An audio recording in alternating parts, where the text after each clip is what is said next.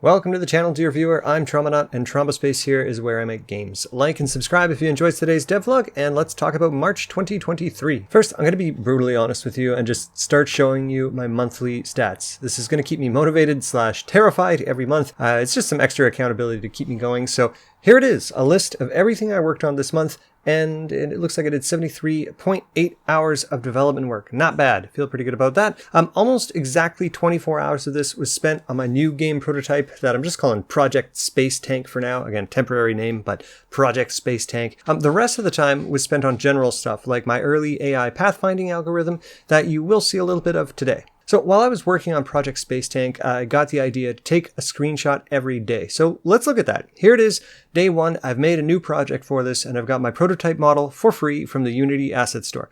I imported my basic TromboScripts library, the stuff I've been talking about in my other blogs, and then I cleaned up some import errors, and that's it. Day two, I've got the camera hooked up now to the player, and we can drive around. We've got physics working with these obstacles here.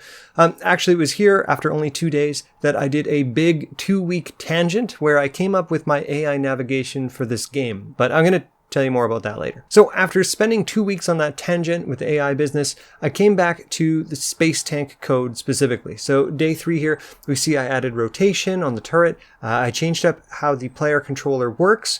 And this part was actually pretty big.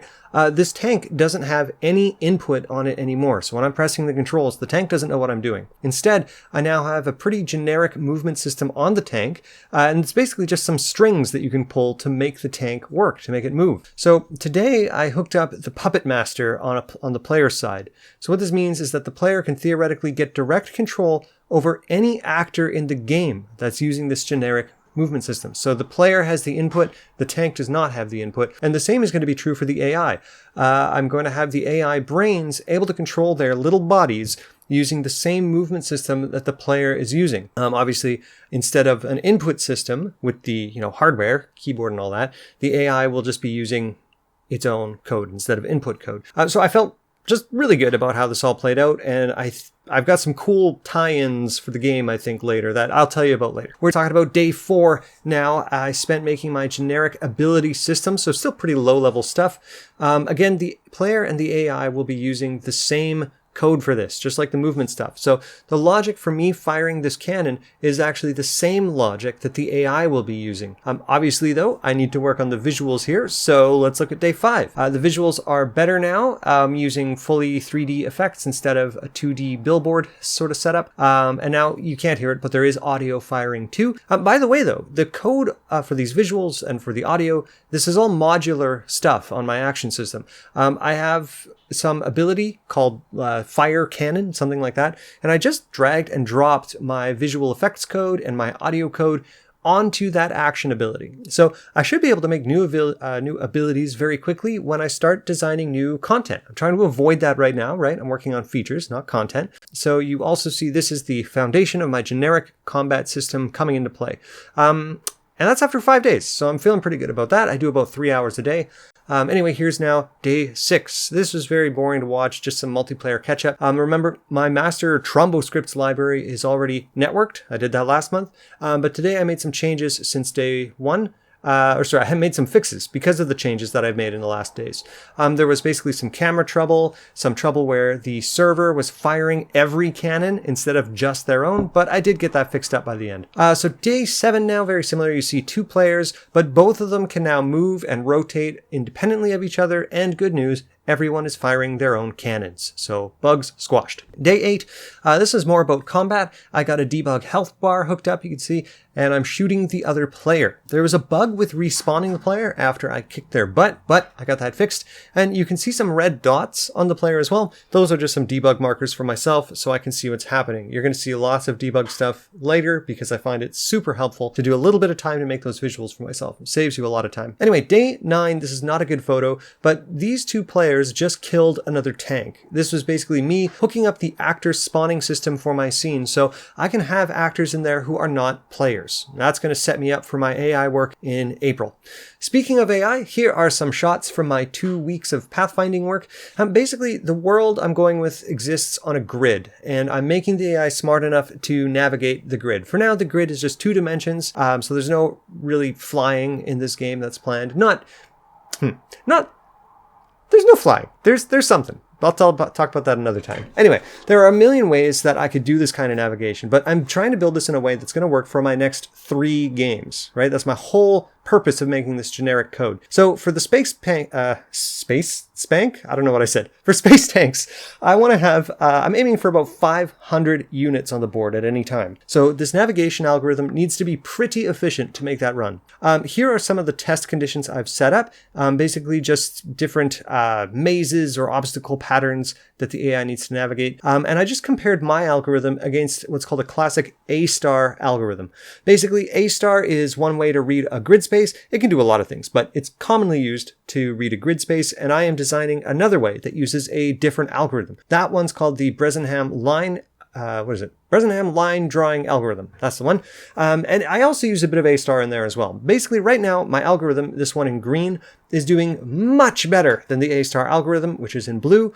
My green algorithm can basically find a path at about 12 to 80, like 80 times faster than the blue pattern, that kind of classical pattern. So I'm feeling really good about this. I'll also try to include a slide maybe right here. Did you get that, Trombonaut? Future Trombonaut? Here. Hopefully this is the slide that shows you as well what the paths look like. So not only is my path different, but it is shorter and cleaner. Anyway, I'll do a lot more talk about that in another blog. So my green algorithm is the one running in the background here. Obviously there are problems with it. I'm sure you can see if you look not too closely, these little green capsule guys are not having an easy time getting around. But my work in April so far has fixed a lot of that stuff, but I'm going to save that. I'll tell you everything in the next dev blog. Basically, my actors today can get around much better than the actors that you're seeing here in this video. But let's talk about that word actors. I'll tell you more about my generic game system architecture that I've built for my next several projects, because actors are a part of that system. You might remember I called this system my entities system. Basically, this is some reusable code that I can use to help me make just about every part of my games. The short story is everything that is a thing is an entity of some type. All of my entities fall into 2 groups, complex entities and simple entities.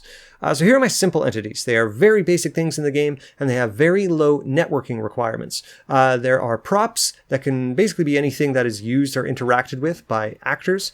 There is decor, sort of like environmental stuff, and then effects, which is stuff with like short lifespans that don't really have an effect on game mechanics, sort of like the muzzle flash that you were seeing on the cannon earlier. It doesn't need to be there, but it looks nice. Every time I want to create these things, give them behaviors of some kind, and then synchronize it all on a network, my code for that is basically already done. And if I want to make some unique behaviors, maybe like a tree that randomly spawns ponies or dinosaurs or something, I do have some templates that will help me get that done in no time. So let's look then at complex entities. These are things that don't just have a few behaviors on them, but instead have entire behavior systems. This is things like pathfinding, responding to input, managing multiplayer lobbies, making physics happen. These are big, complex systems with many different parts, and a complex entity can be full of these systems. So to keep things simple, which is like tough, right? I managed to fit all of these systems into one stable pattern. There's a system blackboard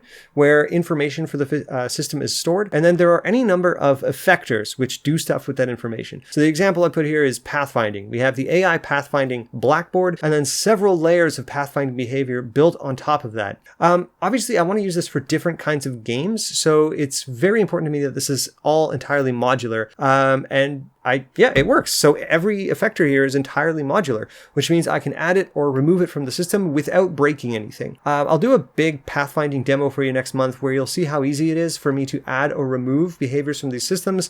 Again, this is called component-oriented design, and it is a huge time saver. Instead of going into detail on this, let's do something different.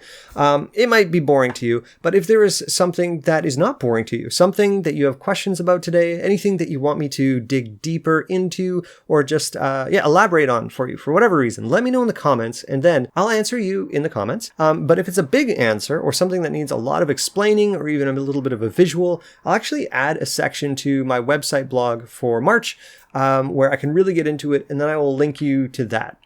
So that's basically it. Tell me what you want to hear. If you're a fan of these audio blogs, let me know. If you like anything today over last time, let me know. If you didn't like anything, feel free to let me know as well. Again, I'm trying to keep these low effort so I can spend less time on production and more time on actually making games. If you missed last month's blog, you can get it here. Otherwise, I hope to see you in the next one. Don't forget to like and subscribe. Thanks for watching, and happy gaming.